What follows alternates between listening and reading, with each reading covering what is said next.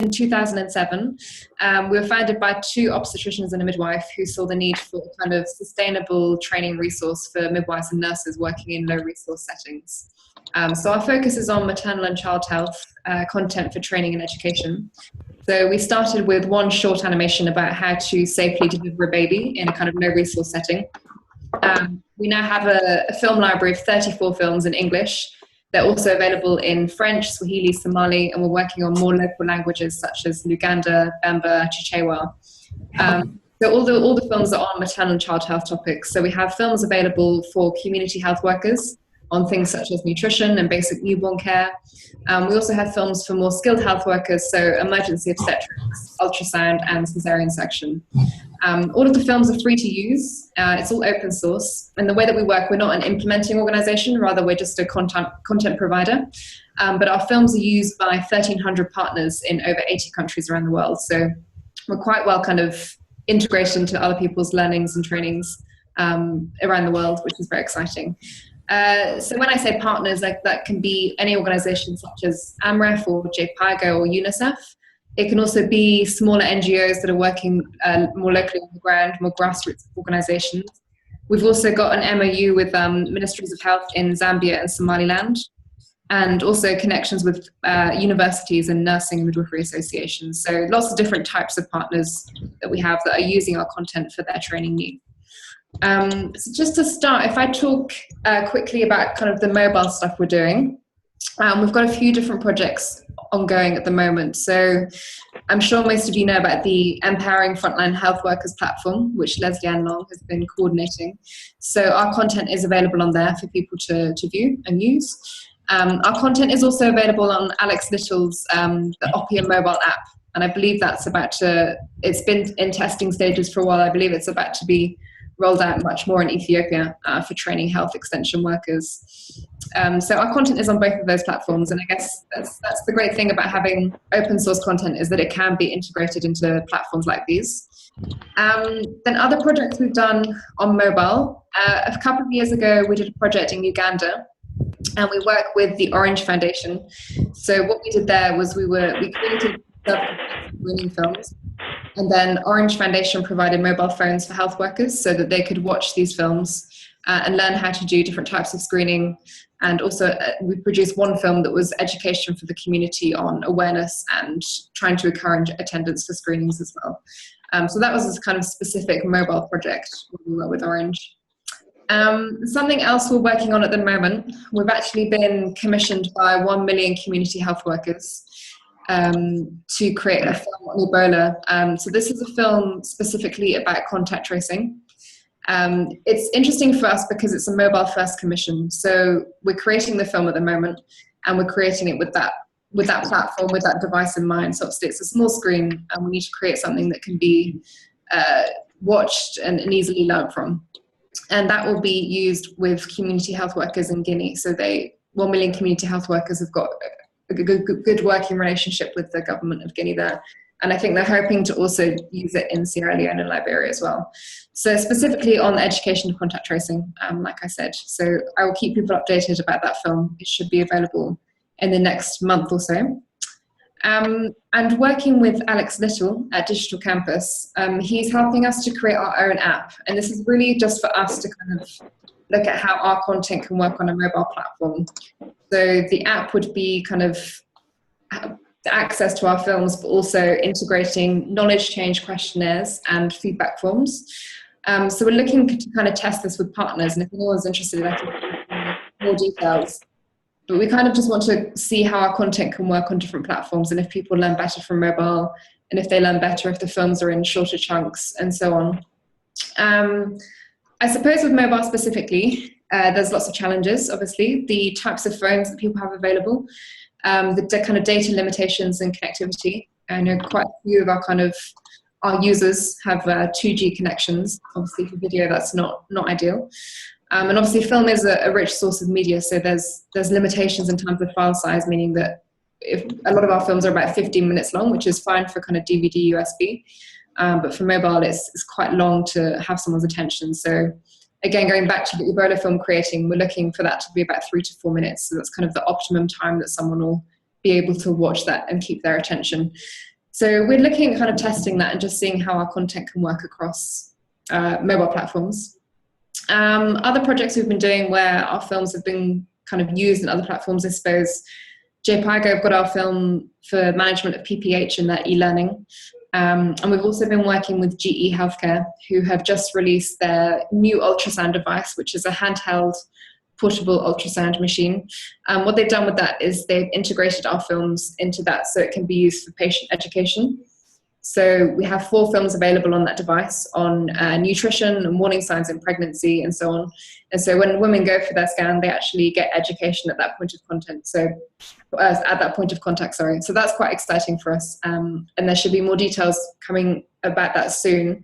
It was premiered yesterday at the Africa Healthcare Summit here in London, which is very exciting. I think that's everything I have to say about kind of mobile and other platforms. But if there's any questions, I'd be very happy to answer them.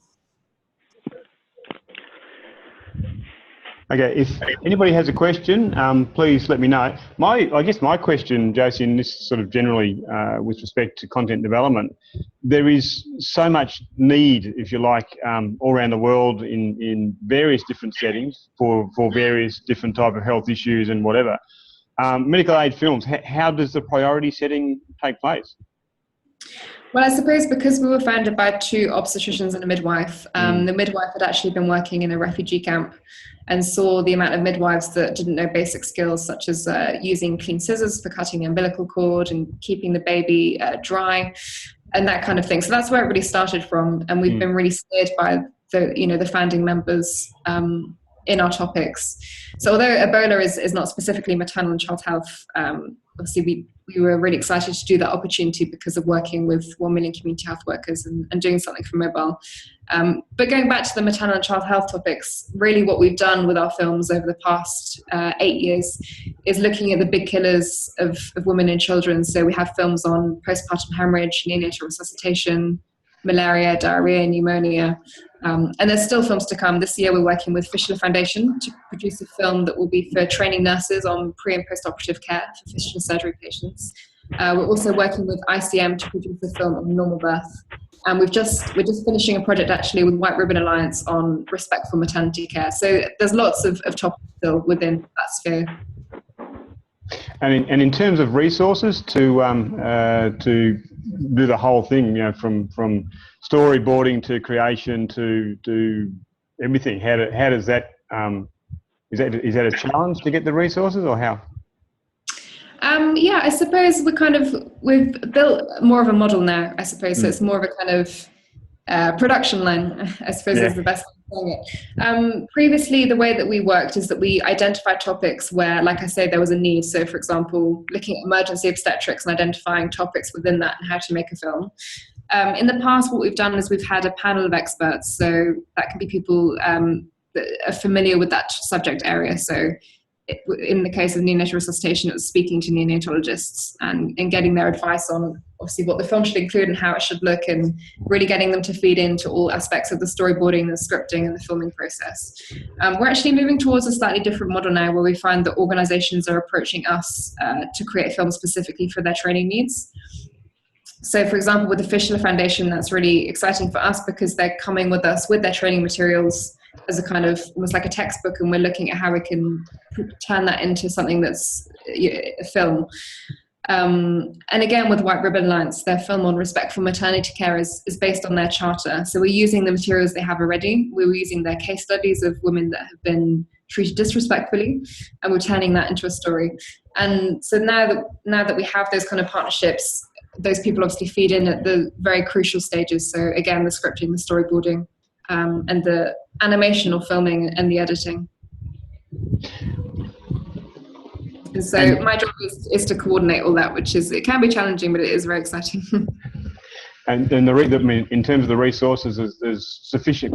Do you do it all centrally, or can you sort of remotely have teams working together, or how does that work? Do you mean in terms of location, or? Yeah, location. Yeah.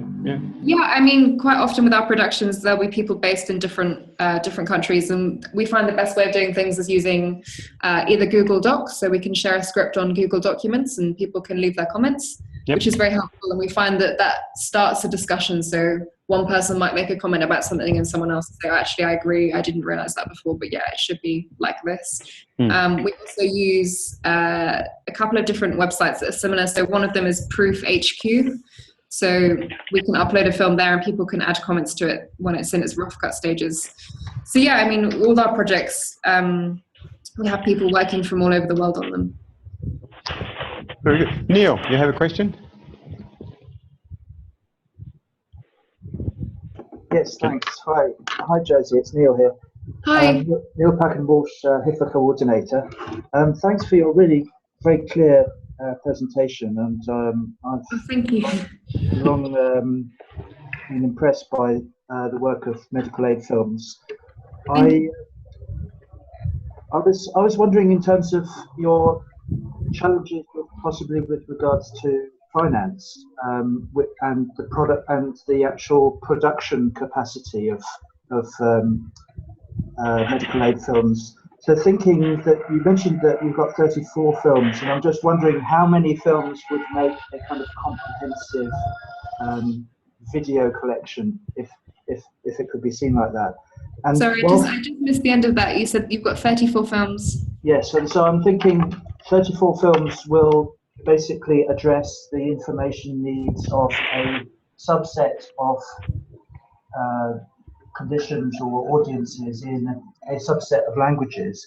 Ideally, we would like to see within the next few years, 5 years, 10 years, that a film of 3 to 4 minutes long is available freely to people, whether they are citizens or community health workers, in different languages and on all of the most common medical and health issues.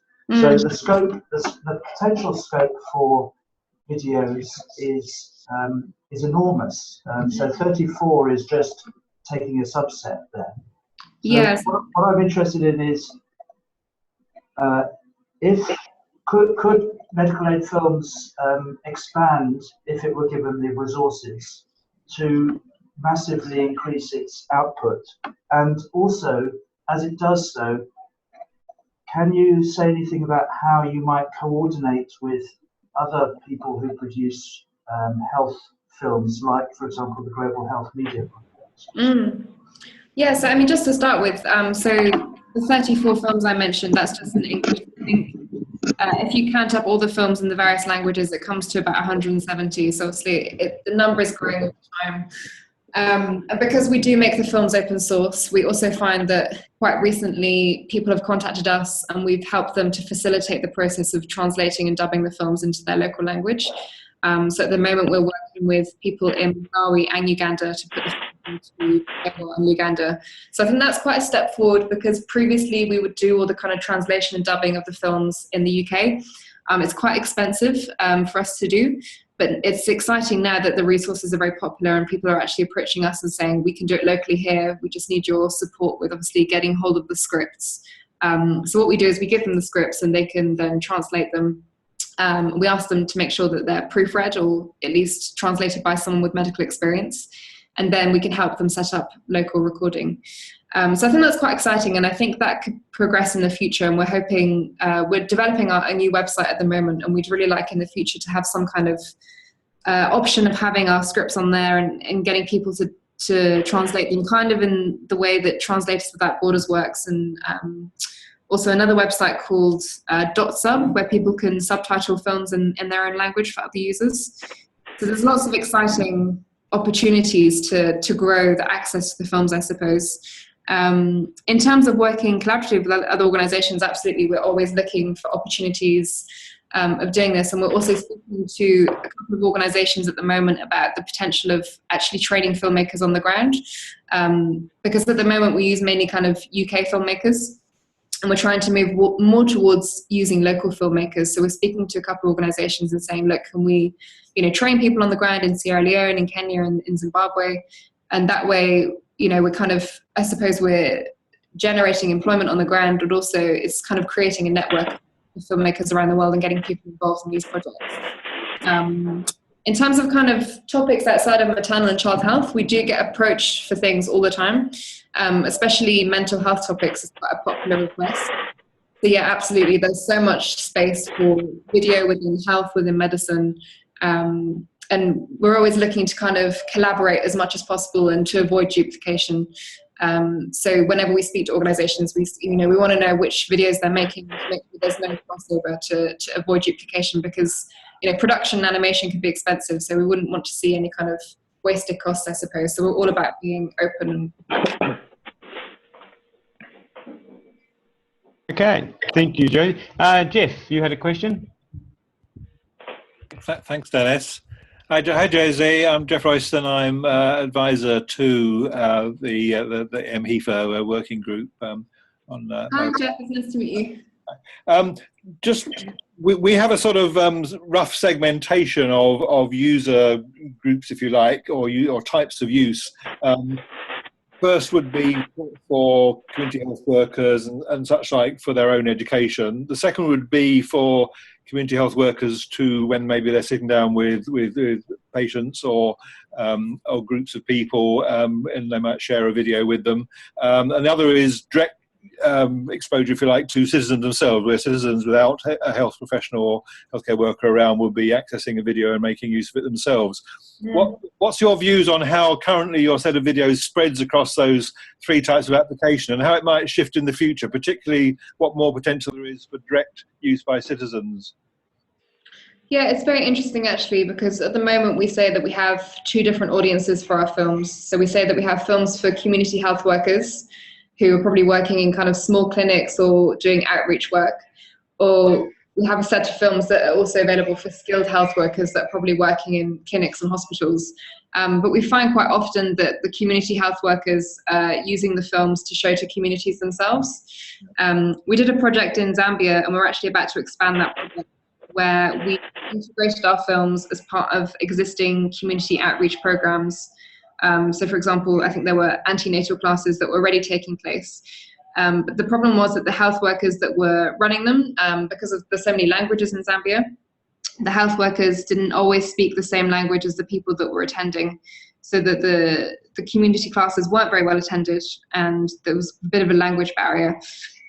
We found that film can, transcend language and literacy barriers, and by integrating film into those classes using a portable projector, the attendance figures actually increased, which was really positive. And we're now looking at rolling that out in another district in Zambia. So I suppose there's definitely potential for communities to be accessing these films themselves. And I think as internet access increases and smartphone access increases, because all of our films are on YouTube and Vimeo and our website, people will be able to access them. So at the moment we find it's mainly that the community health workers are showing communities, but I think that will change as technology increases. Yeah, thank you. Thank you, Jeff. Daniel, one final question, and we might move on to Alex, but final question for Josie at the moment. We'll come back and ask more later, but Daniel? Hi, everyone.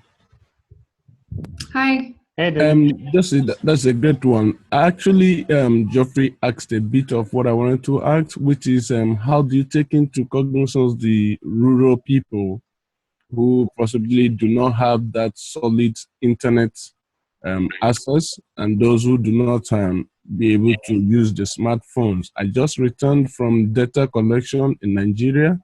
Mm-hmm. And in one of the rural places that I went to, found out that, there is mobile use, but it's not the smartphones. They are all the 2Gs. And just like what you were mentioning, 2Gs will not really support the video and transmission over. Yeah, exactly. I think it's important, although there are really exciting progressions, and it's really great that there is lots of mHealth content, etc. It is important that a lot of audiences still don't have access to those resources.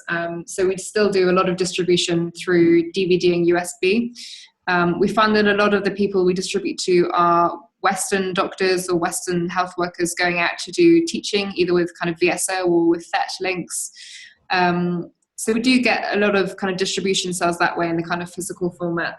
And the good thing again is with sending out DVDs and USBs especially, is because our content is open source. We encourage people to copy those materials and share them with the people that they're working with. So it's quite exciting. And, you know, films can be shown anywhere. I mean, for the Zambia project, we bought portable projectors, but they would project those, and they could just set up a screen using a sheet and black out the windows in the room. Quite often in hospitals, there might be a TV or a DVD player. So there are ways around it. Obviously, we can't reach everyone, but I think it's important to not move forward too quickly, and we still need to remember the kind of physical distribution in terms of DVDs and USBs. And we work quite closely with a website called Talc, which is Teaching Aids at Low Cost, and they actually do a lot of distribution for us. So that's really useful in terms of them getting stuff out to developing countries for us. All right. Would it be possible, please, just to possibly list these organizations that are helping in the distribution? Because one could be able to contact them if we know them in order to, you know. Yeah, so we distribute directly. We can distribute in-house. So if you email me, I'm happy to send you stuff. The other website I mentioned is Talc, which is TALC. And they stock all kinds of things such as textbooks and other teaching aids. But they're very good because they're able to distribute via post all around the world. Thank you. Okay, thank you very much, Josie. Thank you, everybody, for those questions. I'm sure we'll come back to a few more after this. But Alex, are you there? Can you hear me, Alex? No. Okay, Third House, are you there?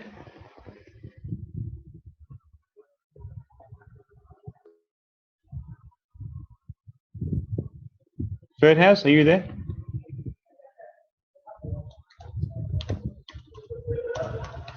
I saw Third House there before. No. Yeah, I don't see that he has a functioning microphone, Dennis. Ah, right. Okay, that'll probably slow us down. Claire, are you there? Yeah, I'm here. Okay then, Claire. Shall we hear from Claire? No, I'm so impressed by what Josie's told us, and we are at a very early stage compared to Josie, and probably far more problems.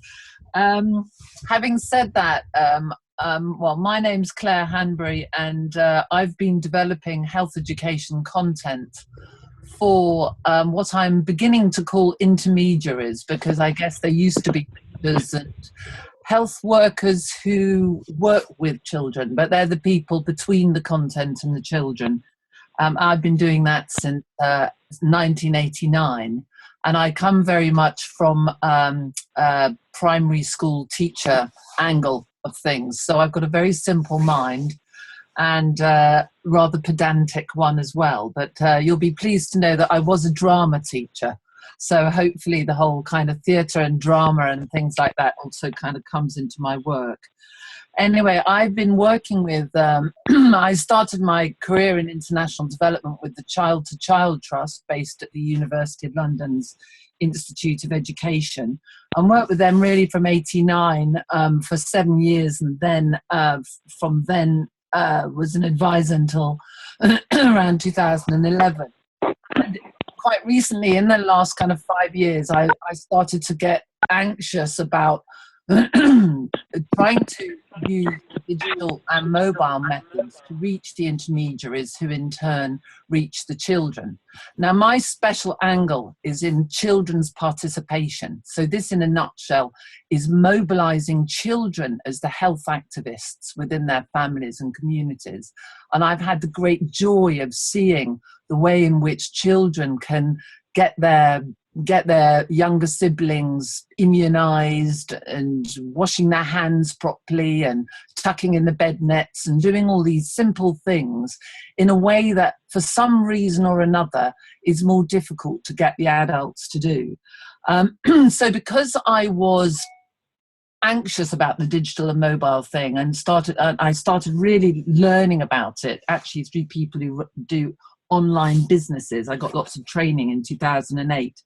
And then I set up a couple of websites myself and learned a bit more, and then tried not to become an NGO for about 3 or 4 years, but to sell the idea of getting all the stuff that I've been developing since '89 onto a sort of digital and mobile platform. But I found that people weren't ready or willing at that time to sort of start experimenting with that. And in 2013, I came across a group in Cambridge who said, stop trying to find other people to do this for you. You have to do it yourself, and we're going to give you the money to help you start.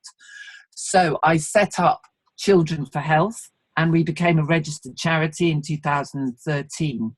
And I would say that the headline of Children for Health is the 100 messages for children to learn and share. And these 100 messages are divided into 10 health topics. And I know you're going to ask me about how I came up with those. Well, Children for Health is the name of a book that I wrote as a sister publication to Facts for Life, which will be well known to a lot of you. And Children for Health as a book was designed to try and figure out how we can get the children to implement and to learn some of those key messages in Facts for Life. And so the selection of the 10 messages really comes from the Facts for Life as a source, which I know, a book I know very well, and now an online resource. And B, I have been employed by lots of different organizations like UNICEF and Save the Children, people like that, to write endless toolkits and curricula and things like that. And so the 10 topics that we came up with, which you can look at on our website, really come from a distillation of all that work for over so many years into those in different health areas. And they're all so obvious that I won't go into them. Probably the least obvious one there is probably the most important, which is the early childhood development. The whole of Children for Health is based on this whole idea of the older child caring for younger children, either within their family or in their community. And so it all starts from there, really. I won't, you can have a look at the website and see how it's structured. I don't want to take too much time, but it's basically from the message, from each one of the 100 messages, all of which are up there. The next tier, if you like, is a page of ideas of how to mobilize children to learn and share that message and some of the fun and sticky things that you can do to help them do that. And then the next layers, if you like, are about curating and putting up their original content that I've developed or colleagues of mine have developed, which are around quizzes and games and role plays and puppet shows and all things like that, all linked into the topic area of the message. Now, Children for Health as an organisation, we've probably got 4 pillars, if you like, of things that we do. And one of those is the most relevant to this discussion, and I've touched on that already. It's the 100. The other things, just to quickly show you sort of the landscape of Children for Health, we help in a very traditional way with program optimization work. Like in Mozambique, we're working with the government of Mozambique to help mobilize primary school children as nutrition advocates, because they've got huge amounts of chronic undernutrition, and they're turning to the primary school children as one of their strategies of addressing this terrible, almost information-based problem. I mean, it's not the only problem, but in a specific district where we're piloting, the information is a huge problem.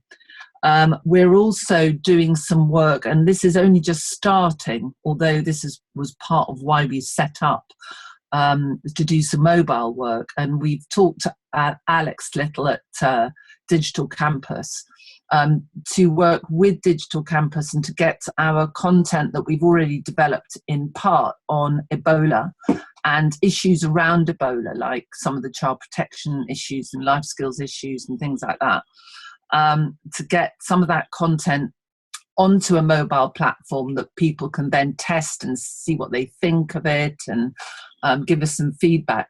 What we've seen is a bit lacking, and I don't know if people here have a perspective on this, is that we don't see how children have been involved We know that youth have been involved, but do we know how Ebola has been affecting children and what their ideas are about what they need? And we're going to be trying to address that gap, and then seeking from the 6 months, 7 month study that we're going to do on it to then influence the way in which other people create resources to support children. So we're a very tiny organisation. I don't like to say it's a one-man band, but there's kind of really me at the centre of it. But then there's a kind of a network of colleagues who get involved in different aspects of our work. Now, the point of this discussion is to try and understand the challenges. So I just want to go through some key words. I don't know if that would be helpful. And I think the one that obviously bubbles up is the resources and the funding. We have struggled with funding, but I don't know whether that's to do with the lack of interest in health information per se, or whether it's been our approach to fundraising, or it's because we're really small and new. Although although it's based on work that I personally have been involved with for very many years, as an organisation we're quite small and new. People might not be keen on that. So obviously me attaching myself to a wider group is very good for us in all sorts of ways. So funding is difficult. We've been doing everything on our website on an absolute shoestring. I mean, I don't know how to build websites, but what you see up there is largely developed by me. And, with a little help from people helping me understand how WordPress is structured. So it's a very modest website, you'll see when you have a look at it. The other challenge, I think, all keywords, so the funding is one keyword. The second one is guardians. I think Josie mentioned a panel of experts. So I've always had this notion of having a guardian or guardians who are helping Children for Health with understanding, any updates like Simon Brooke and his malaria and the intermittent preventative treatment for malaria in the teenage girls and so on. I need people to be coming in and saying, look, here's this very complicated scientific thing that's just happened, which has changed how we do X and Y. And then I can then apply my skills to making sure that then that is featured or becomes a feature or helps to change something on the website. So to keep everything accurate and up to date. So Guardians is very important also as a champion. And that's linked to the next point, which is if we're talking about health information, why on earth should people come to Children for Health and believe any of the things that are said? So the validity of it. Now, we have a very involved process which we think will help with that, but I do think that is a huge issue for us to address. Then there's the business of stickiness. So it's all very well to have all this wonderful content, but how do we help it to stick to people? That takes the brilliance of people like Ferdas, who's with us, and the animation and the medical aid films and the people who are really good at all of that sort of thing. Then once we've got all this wonderful content, the kind of access issues, publicity issues, how we get it out to the people who really need it. So I've got funding, guardians, validity, stickiness, and publicity and access. I think that's it. Well, Claire, you've answered a lot of the questions I was going to ask, so I'll open to anybody else. Yes, Neil.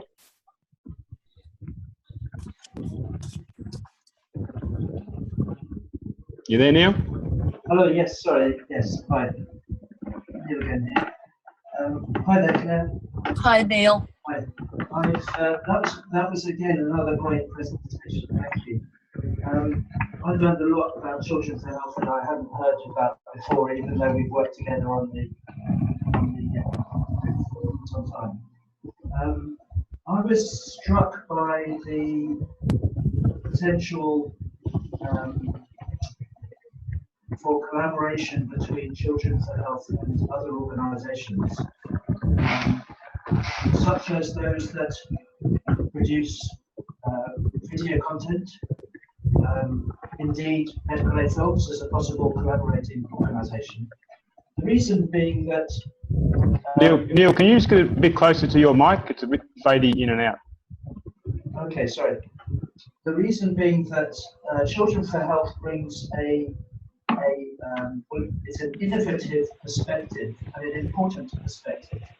It's not Child to Child has been going for some time, so it can't be said to be completely new, but it has yet to be fully adopted, the potential to be fully integrated into educational filmmaking, book production, and other kinds of media production.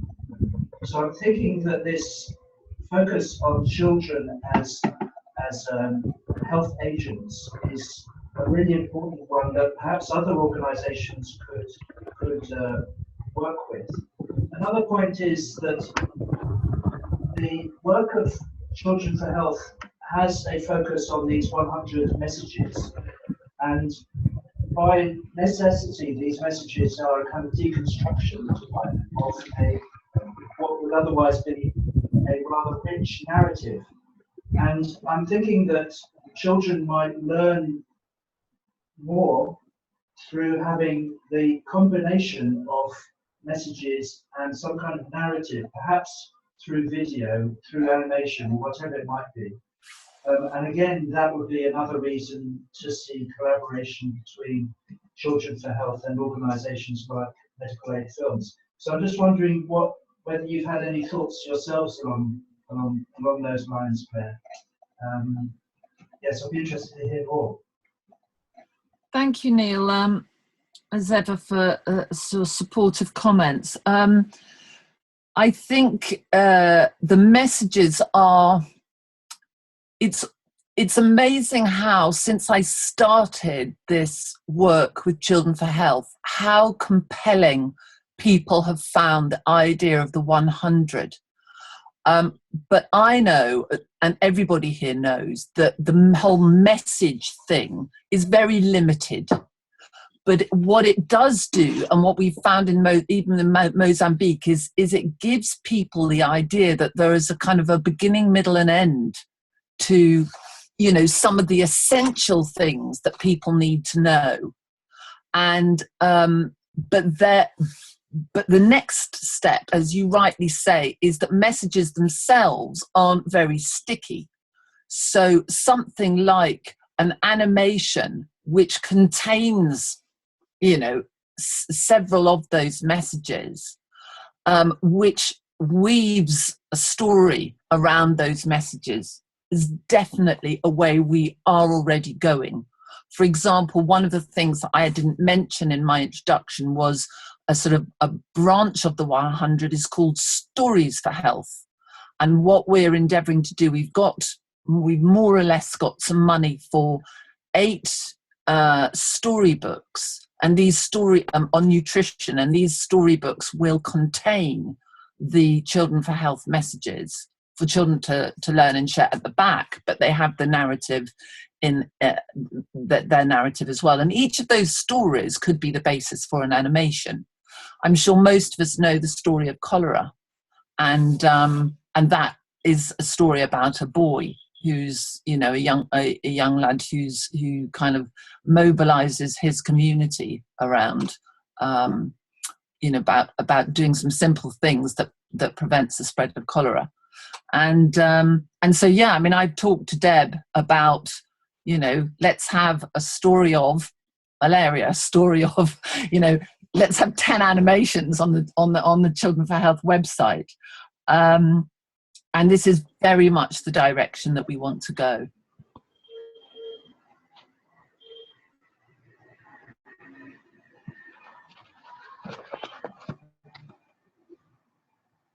I also, sorry, there's great big silence, so I'm jumping in again. I did, just before the call, ask Deb for a rough costing of how much the story of cholera was, and it was $25,000 a minute. And so, I think she was aware that's probably the way it was, maybe it could be done a lot more cheaply. But you see, for us, that is just an unbelievable amount of money. We're just not in that kind of league anymore. But maybe there's a case for trying to kind of really understand how much animations cost, or maybe kind of a low-cost animation process. Even I've thought of like filming myself drawing little stick men, because the other thing, you don't need gorgeous animations because people have all got imagination. So, you know, maybe there's a way of doing things much more simply and at a much lower cost, and that can be read on a mobile phone more easily, you know, not huge files and stuff. But I don't know, this is my area. Yes, great, thank you very much. Dennis? No, but unmute myself. Josie, your question? Hi, thanks, Claire. It's really interesting to hear about what you're doing, and we'd love to talk further about if we can collaborate at all. Be really interested to talk to you. We have some content available for child's health, so we do have 3 films on malaria, diarrhea, and pneumonia. So it might be worth discussing kind of if there's elements of that you can use, and we can talk about maybe making that into a shorter film, or I don't know, collaborating in some way so that we can use those materials without recreating them. Yeah, that sounds really great. I think we've talked some time ago, Josie, but it'd be good to pick it up again. Did you speak to your colleague Sarah, or because I'm quite new, so you might not have spoken to me? Yeah, no, I spoke to 2 of your colleagues last year about things more sort of generally. I think it was after I took Deb's story of cholera, and I was just trying to understand a little bit more about how things, you know, the costings of things. Sure, yeah, I'd be happy to follow up with you on email. My question was really, I suppose, about a little bit about the distribution and how you plan to distribute these videos to children. Would you be partnering with organisations on the ground to do that? Yes, I mean, there are 2 ways to do it. One is kind of through our program optimization type of networks, which are quite extensive because I've been working in this area for so long. But the other thing is, which I've realized through a website I run called Life Skills Handbooks. I have 700 people coming to that site every day. And that's just by being very consistent in getting content out and that sort of thing. So just by, you know, by having a good hub and then really, you know, nurturing that hub, I think, you know, the chances is I can really help to kind of distribute it like organically. The other thing worth mentioning is that we have a formal memorandum of understanding with Save the Children at the moment. And so we are providing technical advice across their health and HIV programs. And what we're hoping to do is to turn this very modest little site into something a lot more efficient. And that would be through a user-centered design process and, you know, over a couple of years, really building the whole thing so that it becomes a hub of resources that really belongs to the world. And that really contains fabulous little activities and pictures and ideas that other people have got in their countries. And that's really the idea of the 100 eventually. And of course, it won't be the 100 because we've already got 20 messages for Ebola, and that's as an extra. Then there's more coming online on eye health and stuff. But I think that the 100 is quite a good place to start. So I don't want it to get too fuzzy around the edges at the beginning. But yeah, so I think a kind of natural distribution through the digital thing anyway, but then, you know, being, as I'm sure you've been, Josie, quite sort of determined in both networks of people that you meet and specific influential organisations like Save the Children or World Vision's another one that I know well, ActionAid and so on. Thanks, Claire, that's really interesting to hear. Hello. Hello, I have a question. Hi. Hello, Dennis. Hello, Cleo. Can I ask you a question? Please, I want to know the children you are targeting. What is the age range? Because we just use children as a bracket word here. I would like to know the age range of the children you are targeting with your products? And secondly is, okay, can I have the answer before I continue? Yeah, the age range, yes. The age range is top primary, bottom secondary. So it's between the ages of about 9/10 to about 14/15. Okay, that's great. Having said that, you often find people using this content way above the age of 14, using it in the secondary sector. But what we do is we try and make things simple enough for a kind of 9-10-year-old child to, that they're tailored to that specific age range. And I'm very biased because this is my absolute favorite age range of children. As a teacher, this was my special area. So I know very much how children of this age tick.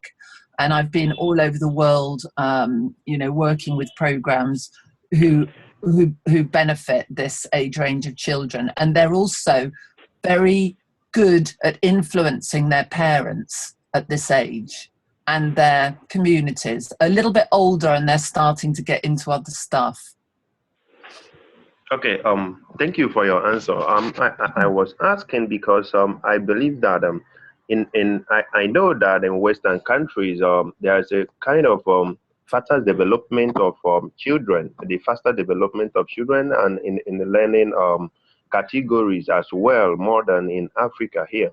So I was trying to ask because here in our teaching you will see 4 to 5 as preschool stroke child age, but I wanted to ask you in your teachings, in the information you get out to these children, is there a way you try to inculcate the teachers on how to carry out this information integration into these children? Because I believe that a teacher do have a lot of work to do in giving this information. If actually you also send it to school, I heard you mention you are working with a government in mobilizing the school children. So in those proposals you made, were there provisions on how you integrate the teachers, how they will put these children on the know of the information they are about to get? Because I believe I helped you once in sending out information on Ebola for children through my blog, Nurses Round. I don't know if you still remember, but I believe that such information may be quite digested better if it comes from the teacher or if it comes from someone who these children trust more, rather than the children accessing this information directly. Okay, thank you very much for your question. I probably didn't make myself clear enough at the beginning that our content is designed for what I call intermediaries. So those are teachers, parents, youth workers, faith leaders, older children who have access to this sort of material, and so on and so forth. And yes, I've been working with teachers all my life, all my career. And there are some methodologies which work better than others, but in most cases, one needs to work to adapt the content to, a school system or a teacher education system and so on. But I'm not sure. I think we should pick this up maybe between ourselves, because I'm not sure that whole area of how you implement, within a teacher training system is going to be relevant enough for us to discuss in some depth here. And it's a big question that deserves quite depthy discussion. So maybe we could pick that up between ourselves at a later date. Would that be okay? Okay. All right, thank you, Ekuzi. Any other questions before we move on?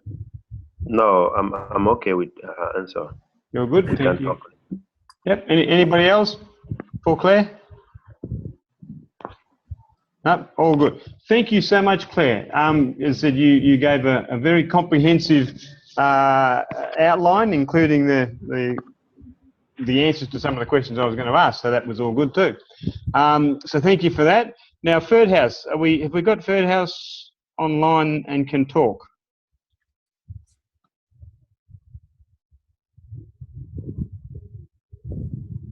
Third House, Ken? He was there, but I don't know where he's gone. He needs to unmute his microphone. That's right. Sorry? To unmute the microphone. Okay, hang on, let me bring him up. Unmute. Oh, the Okay. power. The power of the power. Yes, Ken Purdas, sorry. Okay, no problem.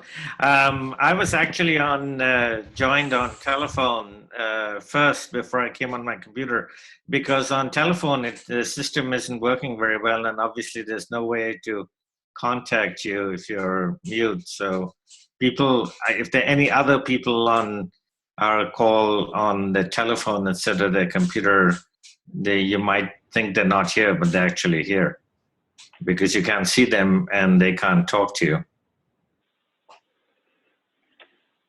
Do you understand? Yes, got it. Yeah, Yep. okay. Okay. So thanks for the invitation. For those of you who don't know me, my name is Firdaus Karas. Rather than go into great detail about what I do, I would ask you to look at my website. My company name is Chocolate Moose, like M-O-O-S-E, the animal, Chocolate Moose Media, and I have an extensive website.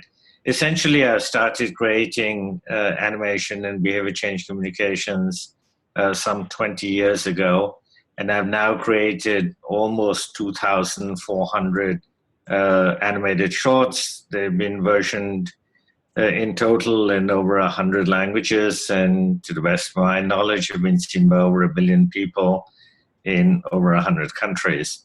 Some of the topics that I've covered, we have been talking about, including malaria prevention. I created 30 animated spots in 3D animation in a series called Buzz and Bite. HIV/AIDS on the Three Amigos, which exists now in about 46 languages. Various other programs. Now, I'll just refer you to one other website, which is, thank you, which is a website on which I wrote an article, and I think that everybody on this conference call will be interested in the article, because I made a strong plea for using communications, greater use of communications in development. And that article is on a website called WHYDEV, WHYDEV. And if you go there, you will see I made a impassioned plea about using animation and mass communications in general, more in development, and using the recent example of Ebola, where I think the international community failed miserably. On Ebola, excuse me, on Ebola, I created an animated short. It's called Ebola, A Poem for the Living. And it's 4 minutes long. And a lot of this is on my website. And the Ebola poem, A Poem for the Living, it's 4 minutes animated short. To answer Claire's question about the costs and so on, the actual cash cost of this Ebola video was $15,000. That's it, for 4 minutes. I managed to get it versioned into 17 West African languages. It has been seen online by over 1 billion people. For example, a million people. Nigerian foundation put it on Facebook, and almost instantly it got 350,000 plus views and 10,000 shares and over 2,000 likes. So there was and is a great need, I think, for our kind of work, and my thoughts are contained in that article. All of my work is available to any of you and anybody else around the world. You can download it and use it for free as I said, in multiple languages. Each of the series are in different languages. Now, to come to the agenda in terms of what I see are the challenges, I'll give you 12 of them if you want, that I see as challenges. First of all, simply the difficulty of research and coming down with the material, the cost of creation, the lack of financing, which in my particular case is by far the biggest problem, actually creating the materials, keeping a focus on innovation and making sure that the materials are going to be accepted by the end user. Sorry, I'm hearing myself now. Somebody's put their phone on, I think. Versioning into multiple languages, especially when you try to get them out to hundreds of millions of people. Localization, distribution, great difficulty in evaluating, and I think this ties back into the lack of funding, because all the funders insist that we do some kind of evaluation, and I find that very difficult to do, especially when you're talking about trying to do something over a very long term. And finally, overcoming the barriers that we all have as human beings in communication, barriers like language and culture and religion and economic status and literacy and educational levels and so on. So those are 12, very briefly. I think that there's a complete lack of coordination between all of us making this kind of work. I think there's a great deal of duplication. I don't know, I only know very vaguely what others are doing, and I suspect others only know very vaguely what I'm doing. I think there should be much greater communication, and there's a great need for somebody somewhere to set up some kind of organization, perhaps as this one, that starts acting as a clearinghouse on who's doing what and trying to get us to coordinate more and not to duplicate efforts, particularly when we're talking about major issues like malaria, Ebola, or HIV/AIDS prevention and so on, because much of the work might already been done before somebody else says we want to do it and we want funding for it in the future. So with that, I'm happy to answer any questions. Thank you, Ferdas. That's astounding, the amount of work that's been done with the limitations that you have, obviously.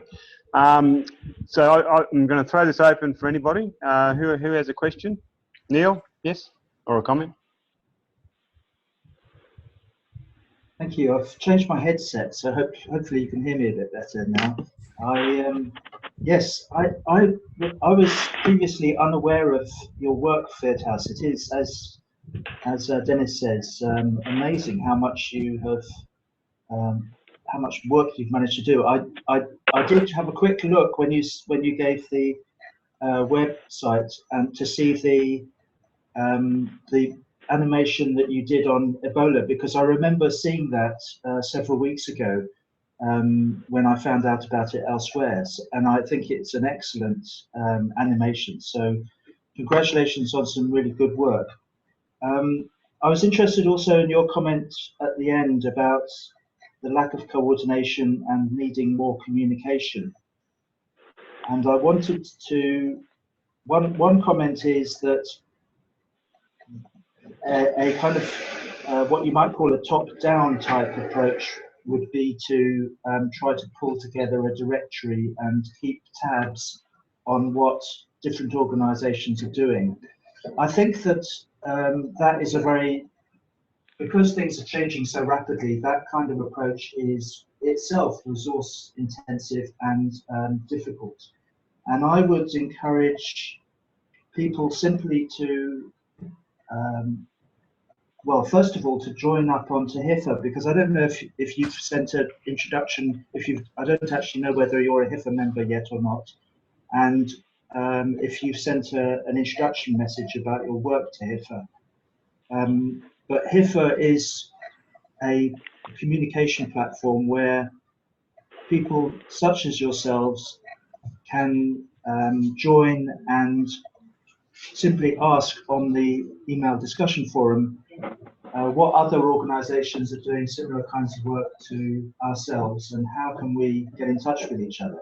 And I guess this webinar that we're having now is one way of bringing us, bringing similar kinds of or projects that have some similarities together in real time as well. So yes, I'd encourage you to write about what you're doing on HIFA and to make contacts through that forum. And of course, there are other ways in which you can make contacts as well. But I feel that the coordination issue is something that needs to be done by the organizations themselves. They need to reach out to other organizations that are doing similar kinds of work and forge collaborations rather than some kind of, I'm not sure whether a clearinghouse would be the best approach, but that's just my impression, having tried to do a kind of clearinghouse directory type approach back in the 90s and finding it such a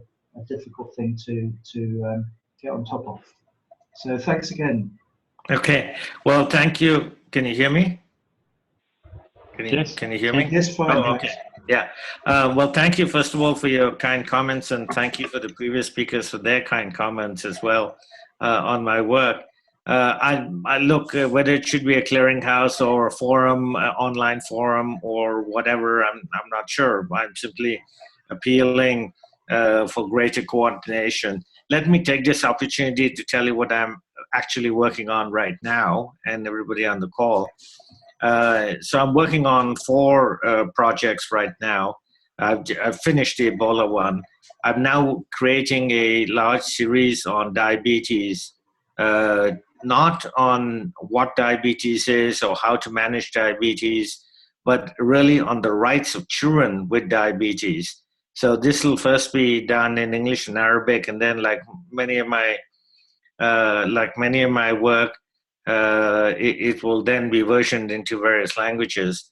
So this is going to be 15 animated spots in 3D animation, which is most of my work is in 3D animation on the rights of children with diabetes, rights to for example, play sports with other children, the right to test themselves, the right to take insulin, and so on. The second thing is I have just completed a series of 15 spots on getting people to move away from essentially using destructive forms of energy when they don't have access to electricity. So this is against kerosene and for solar lamps. So it's essentially to try and get the 1 billion people that don't have access to electricity and the 1.5 billion people who have very intermittent access to electricity to move away from things like burning kerosene in a hut, or in the case of India, cow dung and so on, which are very harmful to them and to the environment, towards clean solar lights. The third thing is that I'm creating a series on values, and the values, basically what I'm doing there is creating a series that'll go around the world. We hope this will be my second series on values, where we have all kinds of health and other messages to try and get children involved. And it comes back to some of the work that I've done in the Middle East, where I've done a lot of work in the Middle East, and one of them is simply the work that I did on values in the Middle East in Arabic. We did 46 animated shorts. They weren't just spots, they were shorts that were played constantly in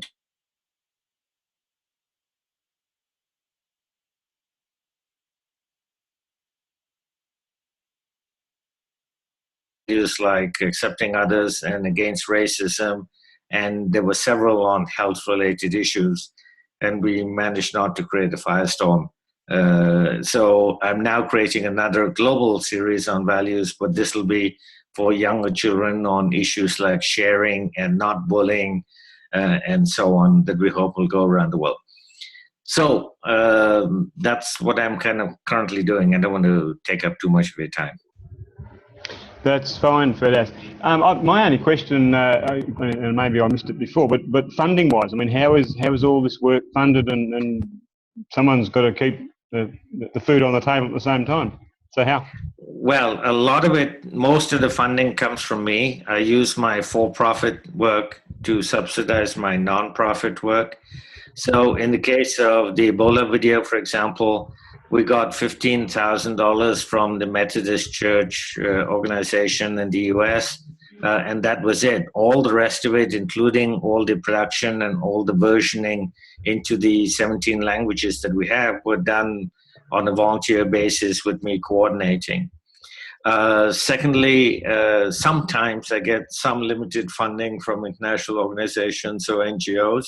The Buzz and Bite Malaria, for example, we got some limited funding from the Canadian Red Cross and then from the International Federation of Red Cross, but none of them ever come close to covering fees, and I've never had anything close to $25 a minute to do anything, even in 3D animation. And cholera, wonderful animation by Deb, but it was 2D, which is just saying matter-of-factly, it is a fraction of the cost of 3D animation.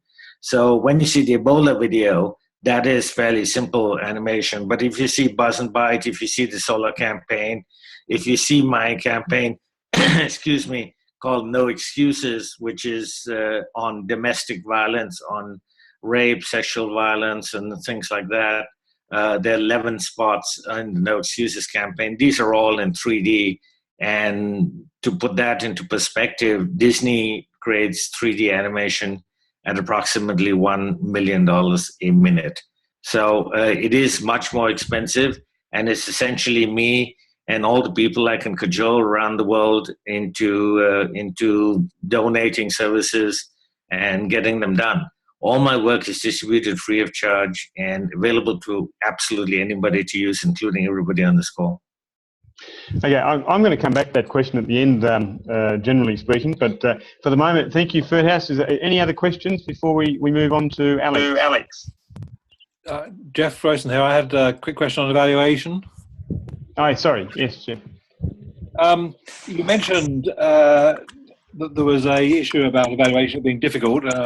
I sympathise with that, but also that it's important for funders, but also for programmers to actually work out themselves what's being effective. Could you say a bit more about what particular aspects of evaluation you found to be the most challenging?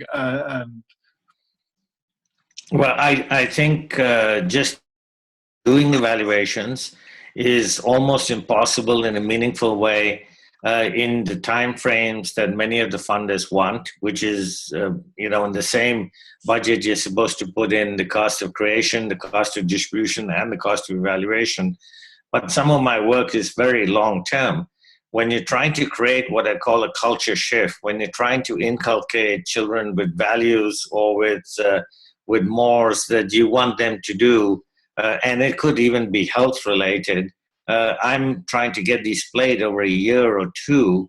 It is difficult to evaluate the success of them in a very short time, which is within one fiscal year or something like that. Secondly, some of the it is difficult for me to sometimes understand the cost efficiency of doing the evaluation and why it is so important and so necessary to some of the funders. Let me give you an example. The Ebola video was done at a grand total of $15,000. Now, even if we affected just one, we just prevented one single person from getting the Ebola virus, we were very cost effective, because obviously it has been costing WHO, even in the field in Africa, let alone in Western countries like the US, much more than $15,000 to treat just one person.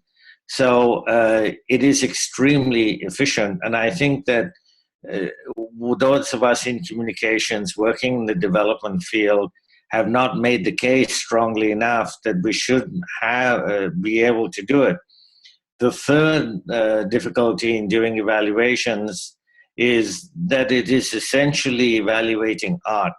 And here I've clashed quite often with other people, but it's ultimately what I do in animation is drawings. It is literally art. And you can say that it's science and it can be evaluated, but it is quite difficult to quantify through doing baseline studies and so on, art essentially.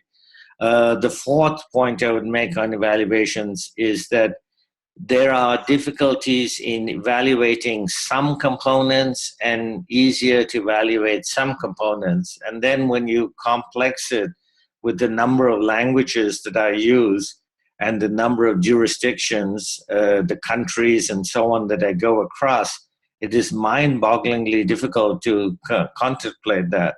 For example, the Three Amigos HIV/AIDS program, which I created some years ago, now exists in 46 languages, and we can reach approximately 80% of the world's population in their own language. Now, I don't know how you would be able to do such a broad-based study to decide whether or not the Three Amigos was efficient and whether it was cost-effective. You'll be able to do it on an extremely local basis, perhaps, and then to extrapolate that. But I would have some difficulty in extrapolating that across so many cultures and across so many languages, even if you did a local evaluation.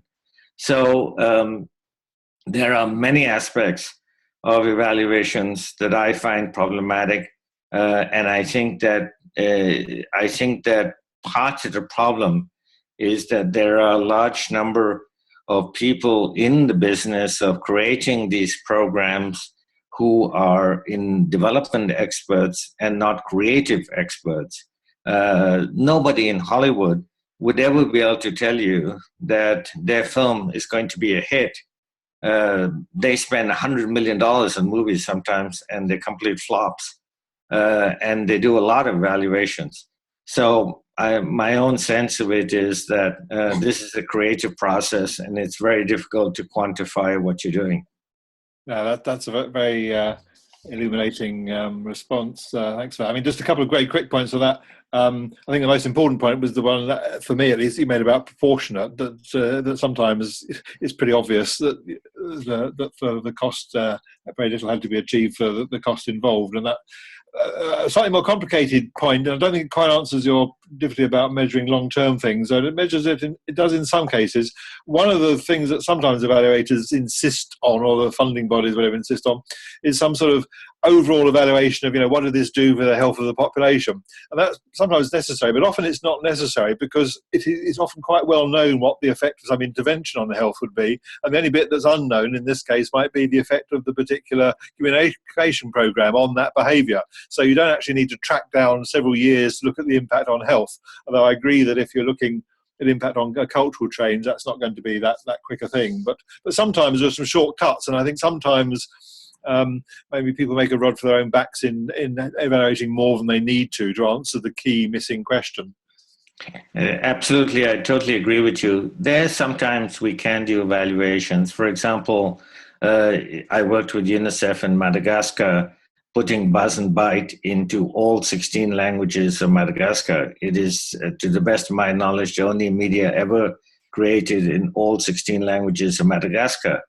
And UNICEF was distributing the insecticide-treated bed nets at the same time, putting Buzz and Bite onto various channels, out through various channels into Madagascar. Now, they have a very measurable goal, and they were driving down the mortality rate of children under 5 dying of malaria. So in 12 months, they could tell whether they succeeded or not. Whether it was Buzz and Bite or whether it was the insecticide-treated bed nets or a combination of them, I don't think anybody will be able to tell, but you'll be able to tell the effects of the work, collective work, on all of us. On HIV/AIDS, for example, because my campaign is on 3 funny animated condoms, we have been able to put them on national televisions and get them out in the countries like South Africa at the height of the HIV/AIDS crisis. And we've been able to see the number of condom sales go up. Now, other people have extrapolated that part of the reason, and I only say part of the reason, why the number of condom sales jumped up in South Africa at that time was because Three Amigos was saturating the country. But, you know, whether you can make a direct link or not and how you would make a direct link, I don't know. I think that this whole area is absolutely fraught with difficulties, and I don't want it to stop me from trying to make a difference and trying to create creative programs. And so I have an immense funding problem as a result, but I still continue with my work nevertheless. Thank you, House. Thank you. And that's a very good question, Jeff. I guess one of the things that we all find in whether it's in business or academic life or whatever else is you've got to find the right people to do the right task. And asking creative people to do objective evaluations, even creating evaluations is I think asking the wrong people to do a task.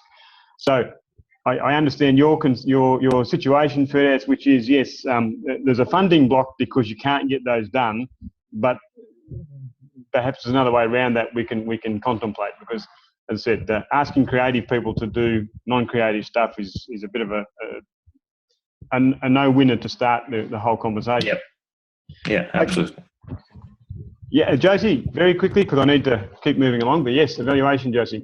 Yeah, I didn't really touch on evaluation earlier when I spoke. But yeah, I mean, it is obviously very, very hard to evaluate the use of media, particularly as we're not an implementing organisation. So we can't control how people use our films and in what context they'll use them. What we have found, we've kind of got 3 tiers of evaluation that we try to keep on top of. The first is that we send basic kind of questionnaires and feedback forms to people. So we've developed knowledge change questionnaires. I suppose because our films are specifically for training and education of health workers, that's quite easy for us to develop a questionnaire that can be taken by the participant before watching the film and then after to kind of measure what their knowledge change is. I did mention previously that we did a small scale study in Zambia, and I can share that with the group if you're interested, and that was looking at the kind of impact of film used in community health education. So I'm happy to share that. At the moment, we're looking to do something a bit bigger, and I just shared on the group chat an organisation called Development Media International. They are doing a randomised control trial using mass media. It's actually radio, looking at child health outcomes in Burkina Faso. We're looking at doing something in Somaliland. The project we've been doing there is some of our films have been integrated into the Somaliland Nursing and Midwifery Association training. So we'd really like to look at the impact of films within the training. So we're looking at the moment to see if we can work with London School of Economics to get funding to potentially do an RCT and look at how, at clinic level, what the outcomes are from people learning with film and people learning without. Obviously, there's lots of different, with any evaluation, I suppose, there's lots of different things that can affect that, such as other organisations and their work on the ground and their other training programs that are running. But we would like to try and look at more specifically how film can help people to learn, particularly in the area of skilled health and maternal and child health topics.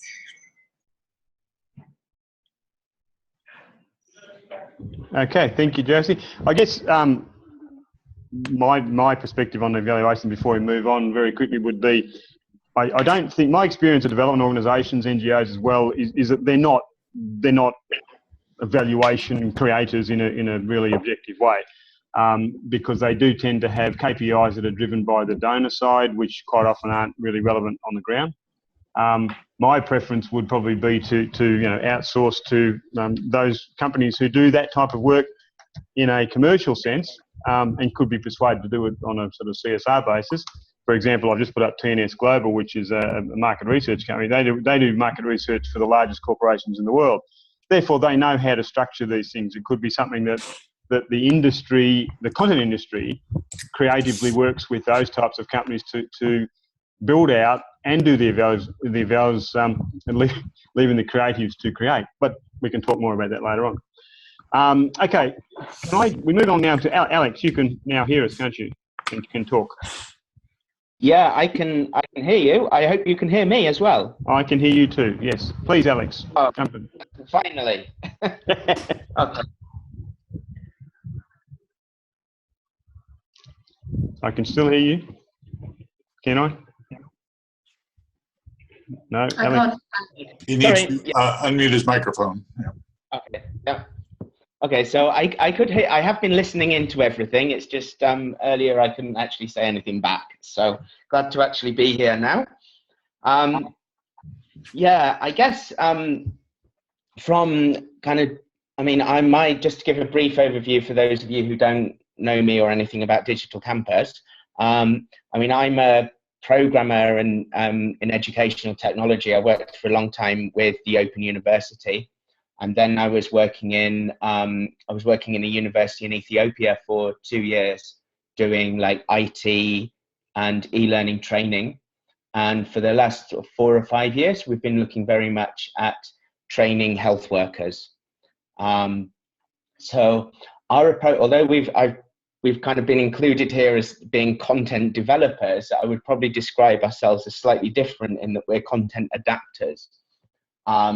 We're really focused on taking existing training content and delivering it that via mobile. So one of the things that we're doing in Ethiopia is they have a National Ministry of Health approved training program for all 35,000 health extension workers there. And we've taken, that was all released under a Creative Commons license. So we've been able to take that. We've supplemented it, I think, as Josie mentioned earlier. We used a lot of the medical aid films and also global health media videos, amongst others as well. And we've added quizzes, and we've made that all available via mobile devices on, so it works offline. So that's kind of, so yeah, in all of the work we do, we aren't actually creating the content. We're helping to kind of facilitate wider distribution of that. And I'm also going to be working quite a lot over the next year with Leslie Ann Long and the Empowering Frontline Health Workers Coalition as a kind of technical knowledge management advisor, and I should be starting that in the next few months. I've already been doing quite a bit of work with them, and I'm, because of my kind of technical background, I guess, programming background, really focused on that sort of aspect and how we build that repository of content with empowering and getting that much more, all that content that's uploaded there much more widely distributed, and how we can use that to really get it delivered to the frontline health workers. So I think for us, from our point of view, the kind of challenges that we have, not so much on the funding side, to be honest. Our challenge really is around the licensing of content. I mentioned earlier the training program for Ethiopia is released under a Creative Commons license, so that meant we're able to adapt it and reuse it. Then of course all of the videos that we're using from MAF and Global Health Media, they're all open and under Creative Commons, which means we're able to use those, we're able to redistribute them, and we're able to, you know, use that content in innovative ways. That where there is content that is not released under an open license, it's quite hard for anyone to use. So I mean, one example is you can put a video up on YouTube, but virtually no health worker is going to be able to access that. Really, they're not going to be able to stream video from YouTube. So you need to be able to actually download that video and redistribute it to put on their 2 SD cards and things like this on people's mobile phones. But without the right license, you can't do that. So I think for me, there's quite a lot of misunderstanding between what people call free, as in, you know, it's freely available because it's on the internet, and kind of really open. And that's the same with a lot of content which comes up through applications and things, especially some of the newer like Android applications that people have developed. A lot of those, yeah, they're free to use, but they can't be readapted to use by anyone else.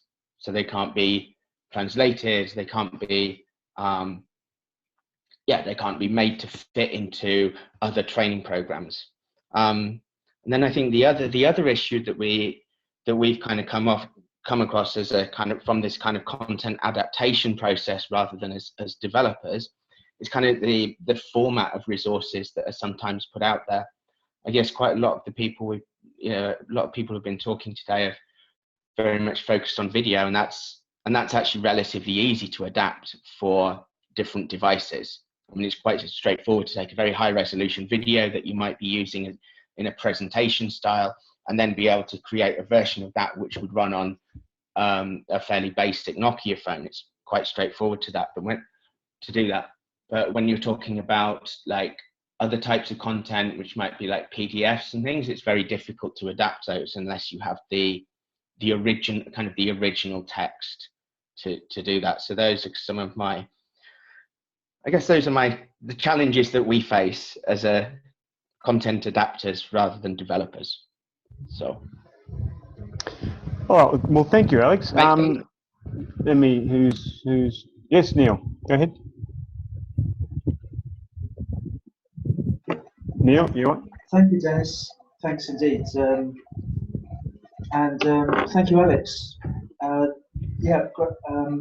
really interested in your points at the end of your presentation about the importance of open access, which we haven't touched on so far in this webinar, I don't think. Except in the sense that medical aid films, for example, allows open access of its content. But I think this point probably cannot be overestimated in terms of its importance. The open access movement has developed a long way for research articles, but so much secondary content, reference and educational materials, continues to be copyright protected. And perhaps we need to be doing more to encourage content producers to make their content available in open access. And I'm not quite sure how we might go about this, but it seems to me that there really does need to be a kind of push for more open access in the reference and educational materials, secondary content development. For example, Jeff might be able to speak a little bit more about this, but he has developed some very useful criteria on evaluation of mHealth projects, and perhaps one aspect that we perhaps should add to this evaluation, to these evaluation criteria, is whether the content is open access or not, because I think that is an important point, and I think we should celebrate open access content developers where they are doing that, and by contrast, where people are producing copyrighted content to do with health education and health information, we should say that how this is actually limited in its usefulness, thereby encouraging people to become more open access. So I'd be interested to know if you, Alex, or others have some thoughts about how we might accelerate change here. Thanks. Yeah, for sure. I mean, I've definitely had a few of my own thoughts. How well they would go down with people, I don't know. I mean, I think there's quite a few levels at which you could do it. I mean, you could do it at the very, very kind of high level where you try to encourage the funding organizations to mandate that it could be,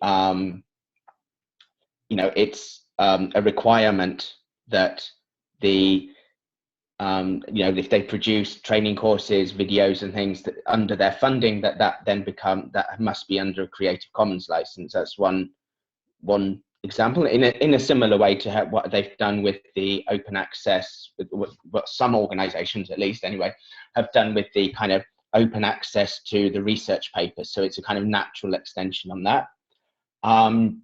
There's what we're looking at through the Empowering Consortium is, I was talking to Leslie Ann about this the other day, because we're still figuring out whether we should allow non-open content onto the platform or not. But one of the things that Leslie Ann, I think, is looking to follow up, specifically with USAID, because they fund the Frontline Health Workers Consortium, is to say, if you, for example, if you're putting a bid into USAID and you say that you will either reuse existing content from Empowering, or you're going to contribute your whatever you produce back into that, you would get extra points, essentially, as for your funding proposal. So I think, there's a couple of ways there that you can do it that could be done. And I think, yeah, just asking organizations. I know there are several that already do publish everything under Creative Commons, but I think there's still a lot of education probably that needs to be done for organizations to show, how in a sense they're limiting the effectiveness and impact of their work by closing it, by having it as under closed licenses. I don't know if anyone else has any ideas or concerns over any of those approaches. I'd be interested to know. Thank you, Alex. There's a couple of other questions and comments. Claire, I know you have something that you wanted to add.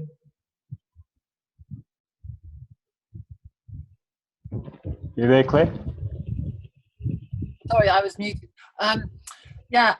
Alex, you went through a couple of things like the PDFs being hard to adapt and you need the original text. Is this somewhere, or do you have like a kind of one-pager for rather simple people like me, who's not a great technical person, to at least get our content onto websites in a way that's going to be as open as possible? Because I know lots of content that people didn't intentionally put up as being difficult for people to download, but just because they don't know how to do it properly, or do it for a low bandwidth user or whatever, they've they've kind of put it up wrong. And I have looked at the Activate, the Ethical IT for Development group. They've got some guidelines, but to be honest, I don't think they're written for people who aren't very technical. They're quite difficult to understand. So if you could come up with just a few pointers, and then that would be a way of kind of being very proactive and sort of saying to people, this is a really good way to get your content so that it's open. So you give them these practical steps. Yeah, sure. I did actually, a few years ago, I did some volunteer work for Activate. So, but being a techie person, I guess I fitted in a bit. So I can understand how it can come across as a little bit technical, some of this stuff. And you're right. I don't think many people are doing this stuff for sure. I certainly hope not. People aren't doing these things intentionally. It's just, like you say, it's people aren't sure what the best thing to do is. So in terms of how I see it, anything really which is in a kind of HTML or a very plain text format is the most easy to adapt. Once you start getting into like proprietary formats, for example, so PDF is one, Word even is another, because if you want to take supposing you have a Word document and now we want to display that on the mobile, now that's not actually that, you can have an app which will display the Word document, but the styling it's always going to be difficult to read. Whereas if you have it in HTML, it's a format which you can adapt much more easily for any other format, for any other kind of device. It's not specific. Like PDF really is designed for, I want this, this fact sheet or whatever it is, I want this to be printed in A4 and it's going to be on one page and no one can do anything with it. So then when you try and view that on a mobile, it's designed for being viewed as an A4 printed piece of paper, not on a 3 or 4 inch screen. And then again, I think with the video content is not so much of an issue in terms of adaptation, because there are so many tools available to convert between different video formats and sizes and resolutions and stuff. So I think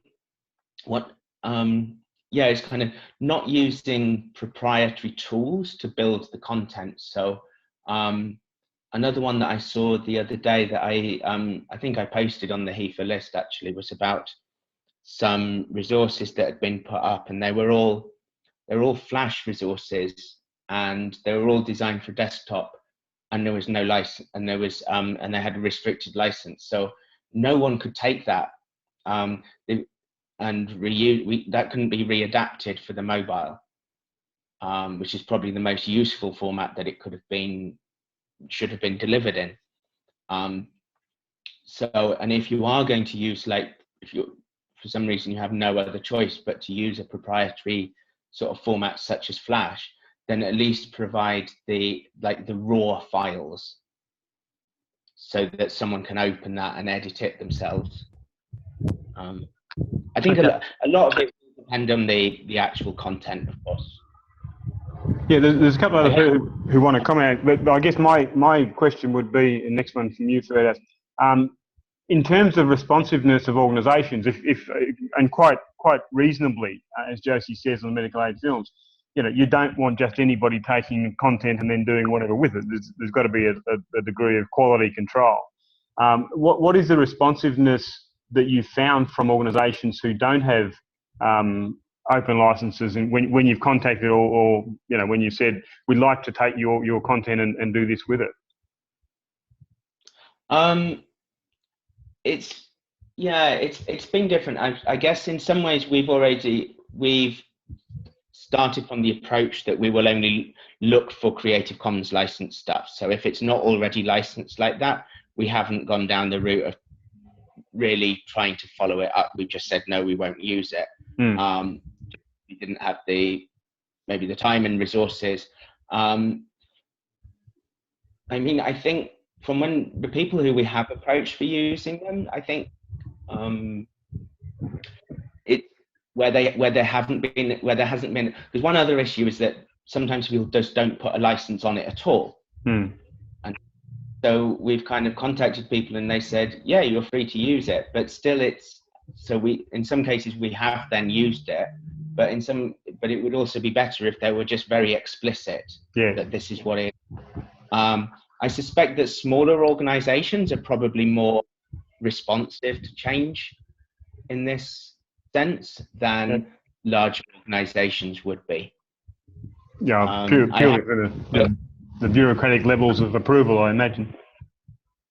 Yeah, I'm kind of making tentative steps about, I've approached a couple of people in JPEGO about their content, because they have huge amounts of content and some of it is really good, but they're all restricted. They kind of say it's free for you to use, but it's not free enough, or open enough rather. You can send their link out, perhaps. Yeah, sure. Ferdas, sorry, your question or comment? You there, Ferdas? Do I need to unmute you? Probably. You there, Ferdas? No. Neil, you had a comment?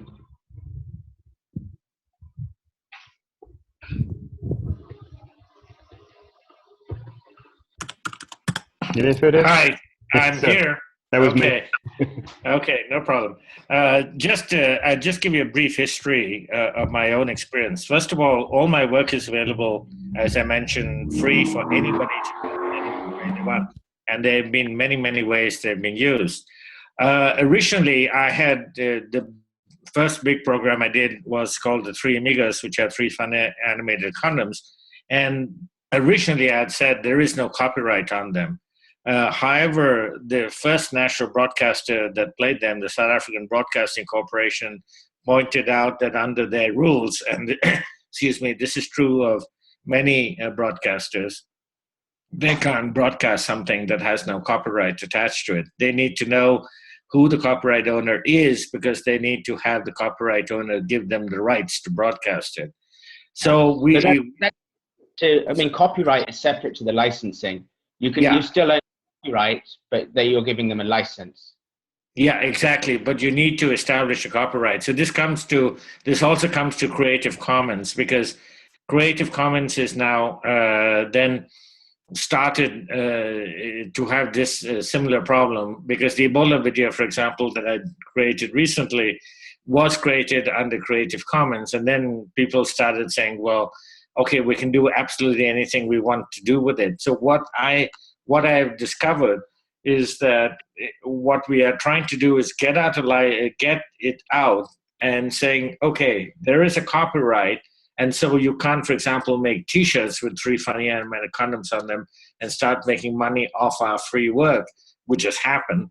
But on the other hand, what we can do is we can allow you to use it any which way you want, allow the broadcaster to play them, because we can give them the license to broadcast it. And we say, to come back to the other question about creative control, I always say that you can't edit it. You have to take the entire spot as it is and play it as it is. And you can't edit it. You can't add your logo either to the front or to the end of it without our permission, so that it doesn't look like it was created by somebody else, which has also happened to my work. A large number of people, including some very well-known organizations, stuck their logo at the end of it and then said to me, well, you said we can do whatever we want to them. So we have had some difficulties with that. In general, though, my own feeling is to get it out, played as many times as you can, used in any which way you can. And so I have very, very few restrictions on my work. That's just my experience. Yeah, if you take, for example, both the MAF and the Global Health Media Project films, those organizations, they own the copyright on their films, always, because they created them. So but they license them under the Creative Commons, no derivatives, and non-commercial. Yeah. So for their films, no one can change them in the way that you're saying. They're out there, but it's under a very clear that this is Creative Commons, non-commercial, no derivatives license. So I think for me, it's more about making it very clear that that's what the licensing is. I think that's, yeah, I don't think you're ever going to get around to the fact that people will take content and change it. This happens. I've seen this in the universities in Ethiopia. They're very happy to rip off any type of textbook or anything like that, even commercial stuff, even stuff that hasn't been, that's completely under license. So, that's just a user education issue, I think. It's my feeling anyway. Could I add just one more point quickly?